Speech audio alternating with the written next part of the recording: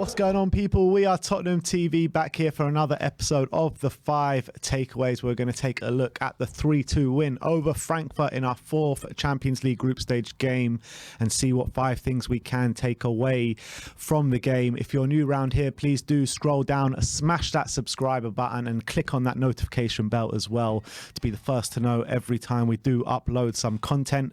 But without further ado, let's get into the 5 takeaways, and let's start off with number 1, and that is Comeback Kings. Yeah, so yesterday was the 3rd time already this season that Tottenham have come from behind to claim a result this season, and it's showing really good mentality. Actually, sorry, it's the 4th time this season already we've come from behind. There was Southampton on the opening day, 1-0 down early on. By half-time, we're already 2-1 up. Chelsea away, we were 1-0 down, end up claiming a 2-2 result. 1-0 down and 2-1 down, claimed a 2-2 result. Leicester 1-0 down early. We were already we end up winning 6-2, but we were 2-1 up in that game as well.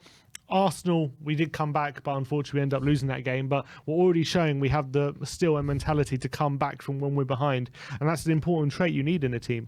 Absolutely, and that is one of the hallmarks of the Pochettino team that we all said that we haven't really got back to. And you know, it was definitely a big criticism under Jose Mourinho, saying every time we went down in a game, we didn't really have the mental capacity to get back into the game. Whereas in the Pochettino teams, it was a never to say die attitude, where even if we were losing going into the last half an hour of game, we still backed us to go through and get something out of the game, and we're starting to feel like that about this Tottenham team right now under Antonio Conte. So you're completely right. It shows the mentality is starting to come back at Spurs, and it's brilliant to watch as well. I know some of the football maybe not brilliant to watch, but it's brilliant to know that if we do go down early in games, that we can get back into it. Really. Yeah, I do wonder though. But sometimes in these games I've mentioned, like, we need to concede a goal to wake us up a bit, and I don't know why that is. Yeah, it's frustrating. As to why we don't just play like we do, because it seems like we hit them back straight away as soon as we concede.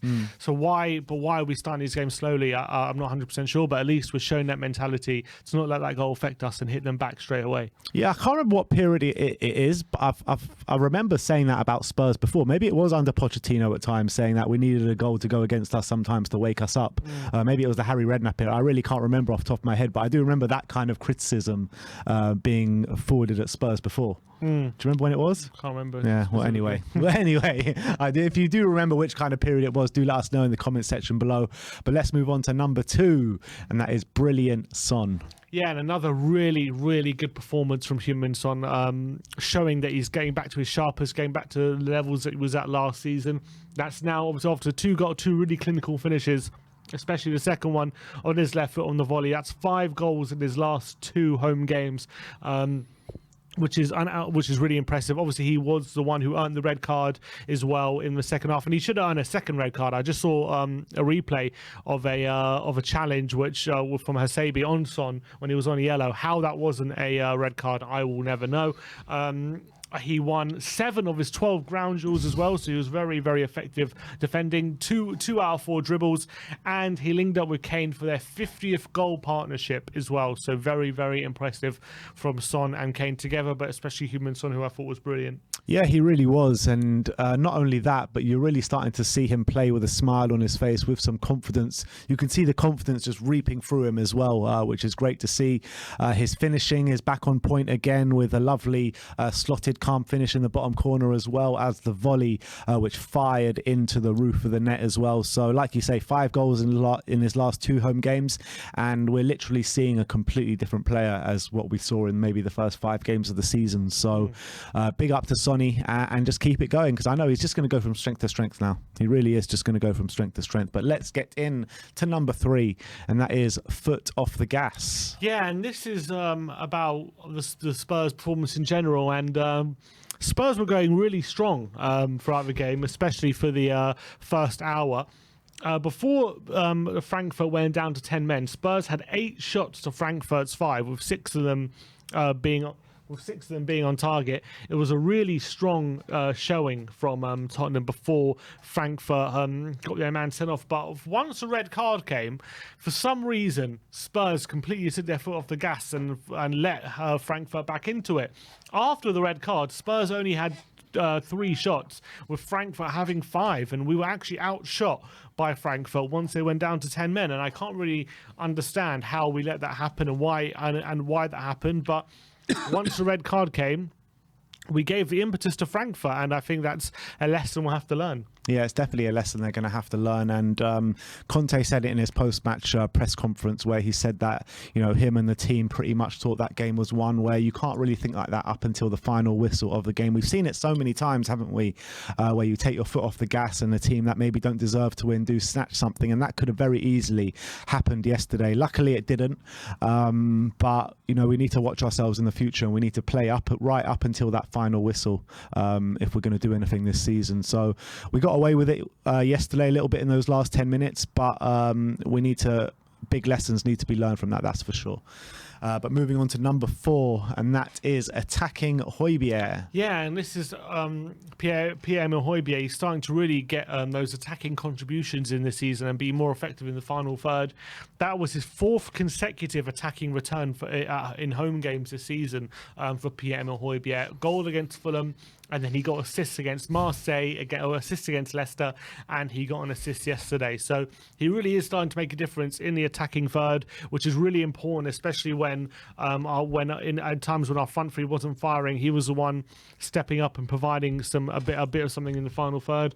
And it's something that we know he has in him with his international displays for Denmark. He definitely has ability to make contributions in the final third, and he's starting to provide it on a consistent basis. So I'm very happy with Højbjerg right now, and that's on top of some really impressive displays from him. Yeah, he also got a goal earlier this season at Stamford Bridge as well. And there's no two ways about it. I think we had a conversation before, who is he our player of the season so far, and I think both of us agreed that he is.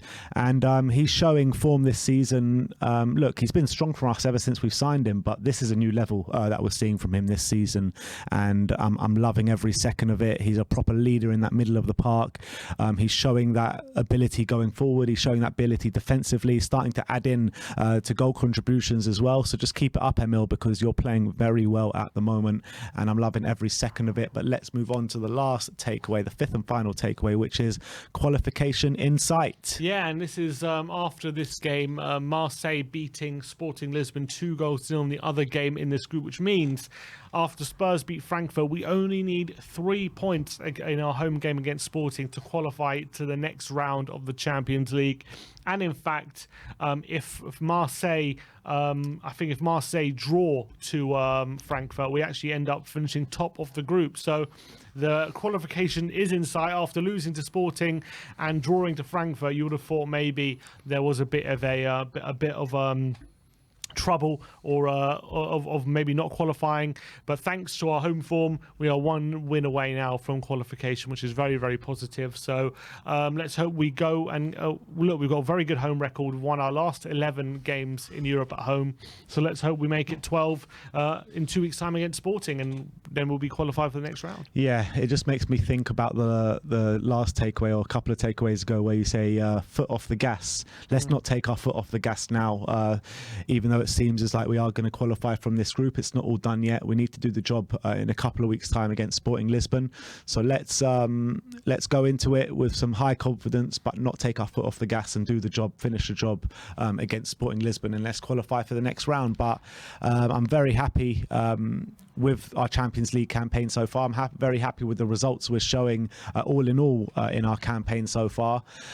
We just need to start getting better in terms of building up our play, chance creation, and stuff like that. But you know, we're going well. We're going well at the moment. So considering Conte, though, last 2 times he's been in the Champions League, he failed to get out of the group stage. Is it significant if we do get out of it at the first time of asking? I don't think so, to be honest. I think that it would have been a massive shock if we wouldn't have done it in terms of the group that we had. No disrespect to Frankfurt, Marseille and Sporting Lisbon, but it's a group that we should be qualifying for and we should be finishing top of. And if we wouldn't have done that, then that would have been a massive mark against Antonio Conte in terms of European football. But if we can qualify out of the group and we can keep pace with, you know, the top 3 in the Premier League, does that maybe put paid to people who say, you know, Conte's teams can't play twice a week and stuff like that, or at least go some way to say to going against that myth or that narrative? I think time will tell, to be honest. And I think last year was a bit different because we literally had no options off the bench. At least this time, we've got a bit more of a beefier squad than we had last year. He's got more players to work with. We saw like quite a bit of rotation in the team yesterday. So that's obviously working for us, and it was always going to work for us. But in terms of, does it answer that questions if we can play 2 in a week? I don't think so. I think time will tell later on this month to see how we do it consistently. And if we come up to the World Cup and we're still unscathed, let's say if we go from now until the World Cup and have really good results, don't lose a game and winning the majority of them, then yeah, maybe you can say that. But right now, we're beating teams that we should be beating. And that maybe it wasn't always the case last year, but we have a much beefier squad this year, so it should be the case, is what I'm saying. But that is it. That is your 5 takeaways from the game against Frankfurt. 3-2 win at the Tottenham Hotspur Stadium. Let me know in the comment section below what you thought of our takeaways, and if we've missed anything out, let me know your takeaways in the comment section below. Like, subscribe and comment, and as always, come on you Spurs.